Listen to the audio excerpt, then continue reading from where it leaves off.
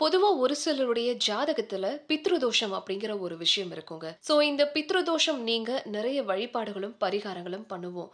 So அதுக்கு சரியான பரிகாரம் என்ன? வழிபாடு என்ன? தெரிஞ்சுக்கலாமா? இந்த மண்ணை விட்டு மறைந்த நம் முன்னோர்களுக்கு பித்ருக்கள் அப்படின்னு பெயர். இவங்க எல்லாருமே கடவுளுக்கு சமமானவங்க. ஒவ்வொரு மனுஷனும் நல்ல முறையில வாழ ஒவ்வொரு தெய்வ வழிபாட்டையும் ஏத்துக்கிறது மாதிரி, ஒவ்வொரு மனிதனுடைய சந்ததியும் தழைக்க அவரது முன்னோர் வழிபாடு அப்படிங்கிற ஒரு பித்ரு காரியத்தை செய்யறது ரொம்ப முக்கியங்க.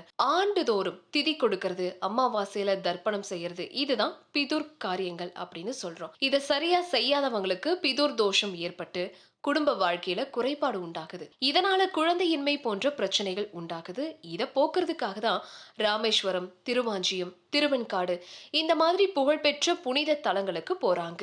சோ அங்க இருக்கிற ஏதாவது ஒரு தலத்துல தில ஹோமம் அப்படிங்கிற ஒரு ஹோமத்தை செய்யணும். தொடர்ந்து பிதுர் காரியங்களாகிய முன்னோர் வழிபாட்டை தொடர்ந்து செஞ்சுட்டு வந்தா அப்படின்னா பிதுர் தோஷம் நீங்கிடுங்க. இதனால நல்ல குடும்ப வாழ்க்கையும் வம்ச விருத்தியும் உண்டாகும். முக்கியமா மனசுல இறைவனை நினைச்சு நிறுத்தி வழிபடுறது ரொம்ப ரொம்ப உயர்ந்ததுங்க.